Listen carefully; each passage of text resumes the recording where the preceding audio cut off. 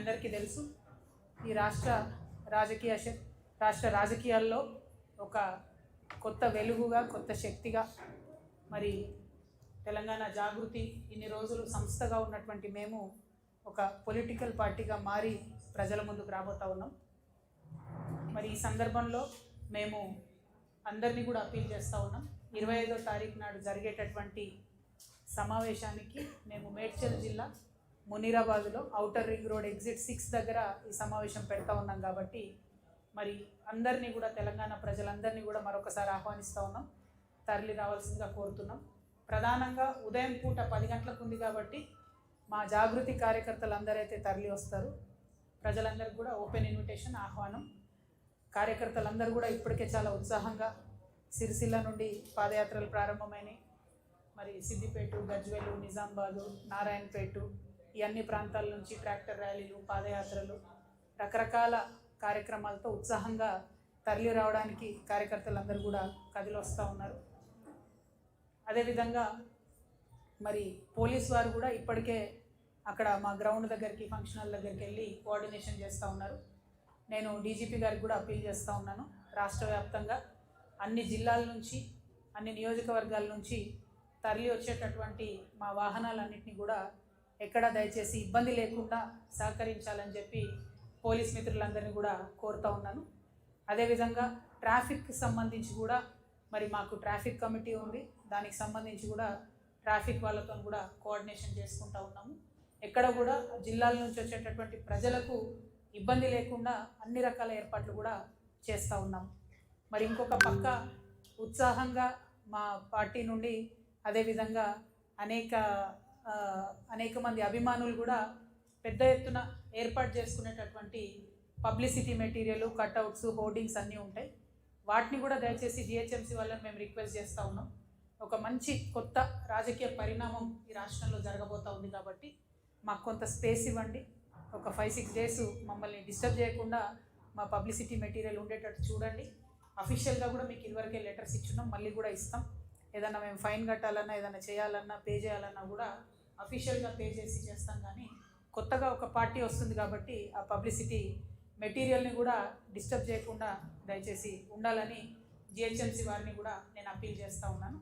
అదేవిధంగా పెద్ద ఎత్తున తరలి వస్తున్నటువంటి విద్యార్థులకు, యువకులందరికీ కూడా నేను వెల్కమ్ చెప్తా ఉన్నాను. I also want to say that this will be a platform in our state which will give voice to the voiceless, the voices, the communities which were not represented till now. Let it be women, let it be differently abled people, let it be Gen Z, let it be transgenders.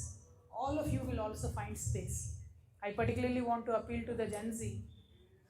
They all believe, all these political parties believe that you are distracted by your screens. They believe that you are believing their misinformation. But this is a time, let us prove it to them. And let us use the same screens to spread the right kind of information, to empower the right kind of people, to give voice to the people who are voiceless. అదేవిధంగా మరి నేను రేపు RTC సమ్మె చేస్తున్నటువంటి మా అన్నదమ్ములకి సంపూర్ణంగా తెలంగాణ జాగృతి నుండి మద్దతు ప్రకటిస్తూ ఉన్నాను. ప్రభుత్వానికి కూడా మేము హెచ్చరిక చేస్తూ ఉన్నాం. నిన్న వరకు ఆర్టిసన్స్ ఎవరైతే సమ్మె చేసినారో ఎలక్ట్రిసిటీ డిపార్ట్మెంట్లో, వాళ్ళని బలవంతంగా మీరు వాళ్ళ గొంతు నొక్కి వారికి ఏమి సొల్యూషన్ ఇవ్వకుండా వాళ్ళతోని బెదిరించి మీరు సమ్మెను విరమింపజేసిండ్రు. ఇది కరెక్ట్ కాదు. ప్రజల యొక్క డిమాండ్లను అడ్రస్ చేయడం అన్నదే మంచి ప్రభుత్వం అయితే తప్పితే లేకపోతే ఇబ్బంది అవుతుంది. ఆర్టీసీ వాళ్ళు చేసేటటువంటి సమ్మెకు మాత్రం జాగృతి నుండి సంపూర్ణంగా సహకారం అందిస్తాం. అటువంటి పరిస్థితి తెచ్చుకోకుండా ఇమీడియట్గా ఆర్టీసీ వాళ్ళ సమస్యలు పరిష్కరించాలని కూడా ప్రభుత్వాన్ని నేను డిమాండ్ చేస్తూ ఉన్నాను. ఎట్ ద సేమ్ టైం మరి వాళ్ళ రాష్ట్రంలో ఒక పక్క ఆర్టీసీ సమ్మె, ఇంకొక పక్క నీటి ఎద్దడి, ఇంకొక పక్క పవర్ కట్స్, ఇంకొక పక్క ఫీ రియంబర్స్మెంట్ రాక ఆల్మోస్ట్ మొత్తం అకాడమిక్ ఇయర్ అయిపోయిన తర్వాత కూడా ఇబ్బంది పడుతున్నటువంటి ప్రజలు, ఇంకొక పక్క మక్కలు వచ్చినాయి, అవి కొనేటోడు దిక్కులేడు, కొనుగోలు కేంద్రాలు ఎక్కడ ఓపెన్ చేస్తలేరు, ఆడపిల్లలకి ఇస్తా అన్న 2,500 రూపాయలు ఇంతవరకు దిక్కులేదు. అనేక రకమైనటువంటి ఇబ్బందులలో ప్రజలు ఉంటే నిన్న ప్రభుత్వం ఒక పెద్ద సభ పెట్టింది, ప్రధాన ప్రతిపక్షమైన బీఆర్ఎస్ పార్టీ ఇంకొక సభ పెట్టింది. ఏం చేసిరు వీళ్ళిద్దరు సభలు పెట్టి అంటే, బీఆర్ఎస్ పార్టీ ఏమో ఉట్టి కథలు చెప్పింది, కాంగ్రెస్ పార్టీ ఏమో పిట్ట కథలు చెప్పింది, ప్రజల వ్యతలు ప్రజల కష్టాలు మాత్రం ఎవరు చెప్పలేదు. ఇక బీఆర్ఎస్ పార్టీ సభ అయితే జగిత్యాల్లో 75 సంవత్సరాల కురు వృద్ధుని రాజకీయ నాయకుని చేర్చుకొని, మరి ఈ సభతోని మీకే 25 సంవత్సరాలు తగ్గిపోయినాయి, మీరే నవయువకుడు, మీరే అద్భుతంగా రాజకీయం చేయాలని చెప్తే, మరి తెలంగాణలో ఉన్న యూత్ అంతా చచ్చిపోయిందా, బతుకున్నారా, వాళ్ళ ఫ్యూచర్ ఏంది, వాళ్ళ కథ ఏంది, నాకైతే అర్థమవుతుంది. అందుకే నేను ఇన్వైట్ చేస్తున్నా. నేను కొత్తగా పెట్టబోయే పార్టీలో యూత్కి మంచి అవకాశాలు ఉంటాయి కాబట్టి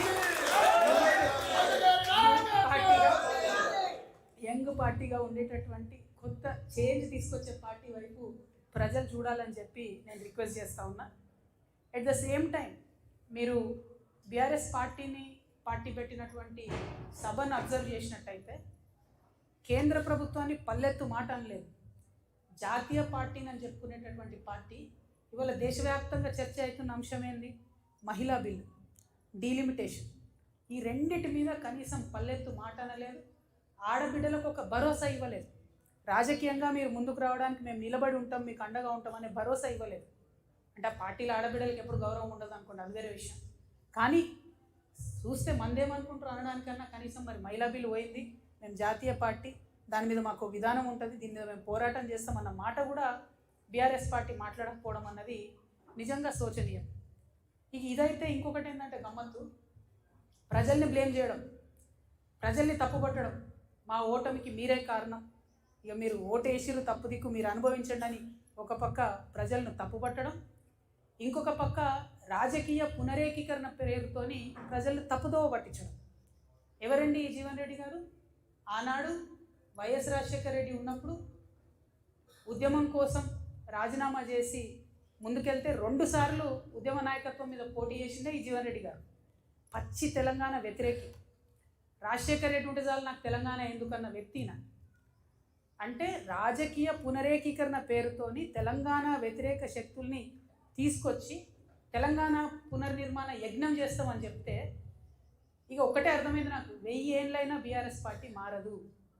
తెలంగాణ ఉద్యమకారుల గురించి ఒక ఊసు లేదు, తెలంగాణ ఉద్యమకారుల గురించి ఒక మాట లేదు.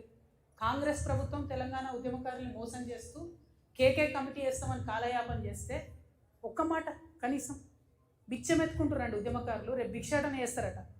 అవమానం అనిపిస్తుంది, కళ్ళకి నీళ్ళు వస్తున్నాయి, దుఃఖం వస్తుంది. పిడికిలెత్తి పోరాడినటువంటి నా ఉద్యమకారుల అన్నదమ్ములు బిచ్చమెత్తుకుంటారు ఇవాళ రోడ్ల మీద. మరి ఏం పునరేకీకరణ? వైఎస్ రాజశేఖర రెడ్డి కావాలన్న వాళ్ళతో పునరేకీకరణ. తెలంగాణ ప్రజలు, ముఖ్యంగా తెలంగాణ మేధావులు ఆలోచించాలని నేను కోరుతా ఉన్నాను. ఇక వీళ్ళు ఒక రకమైతే కాంగ్రెస్ పార్టీ పెద్ద సభ అధికారంలో ఉన్నారు, ఆర్భాటం హంగు, పెద్ద సభ పెట్టి ఏం మాట్లాడతారు వాళ్ళు? గుంటనక్క నిన్న ఢిల్లీ పోయింది, గుంటనక్క నిన్న ఢిల్లీ పోయింది. గుంపు మేస్త్రి ఏమంటాడు? ఆ గుంటనక్క ఢిల్లీకి ఎందుకు పోయిందో నాకు తెలుసు, ఆర్ఎస్ఎస్ పెద్దలను కలవడానికి పోయింది, కాళేశ్వరం కేసులు ఏదో అవుతుంది అందుకే పోయింది. నాకు సంపూర్ణంగా కోర్ట్స్ మీద విశ్వాసం ఉందండి, నాకు సంపూర్ణంగా కోర్ట్స్ మీద వాళ్ళ జడ్జిమెంట్ మీద విశ్వాసం ఉంది. కానీ ఒక ముఖ్యమంత్రి స్థాయిలో ఉన్న వ్యక్తి ఈ గుంటనక్క పోయి ఆర్ఎస్ఎస్ పెద్దలను కలుస్తుంది అని గుంటనక్కతో డీల్ మాట్లాడుతున్నాడు. ఏమంటుండు? నువ్వు చెప్తావా, నువ్వెవరు కలిసినావో నేను చెప్పాలనా? అరే నీకు తెలిస్తే నువ్వు చెప్పాలి కదా ప్రజలకు, నువ్వు ముఖ్యమంత్రివి కదా, నీకు బాధ్యత ఉంది కదా. అట్లా కాకుండా డీల్ మాట్లాడుతున్నాను. నీకు తెలుసా, నాకు తెలుసు నువ్వు ఎక్కడికి పోయినావు నేను చెప్తా. ఏం మాటలు ఇవి? అంటే ముఖ్యమంత్రి స్థాయిలో ఉన్నటువంటి వ్యక్తి కోర్టులలో ఉన్న తీర్పుల్ని ప్రభావితం చేయగలుగుతారు కొంతమంది అనేటటువంటి డైరెక్ట్గా మాట్లాడుతూ సంపూర్ణంగా రాజ్యాంగాన్ని, రాజ్యాంగబద్ధ సంస్థల్ని స్లైటన్ చేస్తూ ప్రజలకు ఏమాత్రం విశ్వాసం లేకుండా చేస్తున్నారు. అంతేకాకుండా ఏమంటాడు ఆయన? సేమ్ ఏదైతే ప్రజల పట్ల బీఆర్ఎస్ పార్టీ లెక్కలేనితనం ప్రదర్శిస్తుందో అదే లెక్కలేనితనాన్ని కూడా కాంగ్రెస్ పార్టీ ప్రదర్శిస్తే ఏమంటాడు ఆయన? నేను ప్రతిపక్షం లేకుండా చేస్తాను. నువ్వెవరు చేయడానికి? ప్రజలు కదా డిసైడ్ చేయాలి ఎవరు ప్రతిపక్షంలో ఉంటారు, ఎవరు అధికారంలో ఉంటారు, ఎవరికే పాత్ర ఉంటుంది. ప్రజలు కదా డిసైడ్ చేయాలి. వచ్చే 10 ఏళ్ళు నేనే అధికారంలో ఉంటే 7 ఉంటావు.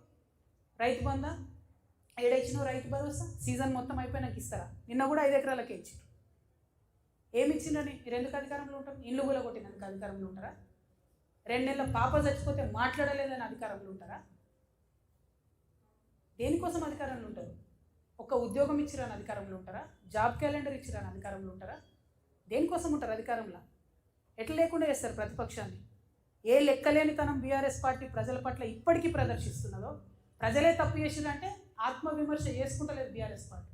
అందుకే అంటున్నాయి 1000 ఏళ్ళైనా బీఆర్ఎస్ పార్టీ మారదు, అదే తోవలో కాంగ్రెస్ పార్టీ కూడా పోతున్నది తప్పితే వేరే ఏం లేదు. వీళ్ళిద్దరూ తూకిత్తా అంటే తూకిత్తా, నేను సభ పెట్టినా, నేను పెద్ద సభ పెట్టినా, ఇది తప్పితే బల ప్రదర్శన తప్పితే ప్రజల గురించి మాట్లాడింది లేదు, ప్రజల కోసం ఆలోచించేది లేదు. డెఫినెట్గా మారాలి పాలిటిక్స్. దయచేసి పాలిటిక్స్ మారాలి, ప్రజల సెంట్రిక్గా పాలిటిక్స్ జరగాలి, నాయకుల సెంట్రిక్గా కాదు, పార్టీల సెంట్రిక్గా కాదు. ప్రజలకు ఏదైనా ఇబ్బంది ఉంటే దాన్ని అడ్రస్ చేసేటట్టు రాజకీయ నాయకత్వం ఉండాలి. దానికోసమే ఈ రాష్ట్రంలో కొత్త రాజకీయ శక్తిగా మేము ఆవిర్భవించబోతా ఉన్నాం. 25వ తారీఖు నాడు ప్రజలందరినీ నేను రిక్వెస్ట్ చేస్తూ ఉన్నా, దయచేసి కథలు రండి, తరలి రండి. ఒక ఆడబిడ్డగా నేను ఒక ప్రయత్నం చేద్దాం అనుకుంటున్నా, ఒక కొత్త తరహా రాజకీయం చేద్దాం అనుకుంటున్నాను. ప్రజల కష్టాలు తీరేటట్టు, ప్రాబ్లం ఉంటే ఆహా ఉందా అని అక్నాలెడ్జ్మెంట్ కాదు, పరిష్కారం కోసం వెతికేటటువంటి పోరాట పటిమతో మీ దగ్గరికి వద్దాం అనుకుంటున్నా. ఒక ఆడబిడ్డగా వస్తున్నా, ఆశీర్వదించమని కోరుతూ సభను విజయవంతం చేయవలసిందిగా జాగృతి కార్యకర్తలకు, నాయకులకు పిలుపునిస్తూ యంగ్స్టర్స్కి, స్టూడెంట్స్కి, యూత్కి ప్రత్యేకించి వెల్కమ్ చెప్తూ సెలవు తీసుకుంటున్నాను. Thank you. జై తెలంగాణ, జై జాగృతి, జై తెలంగాణ.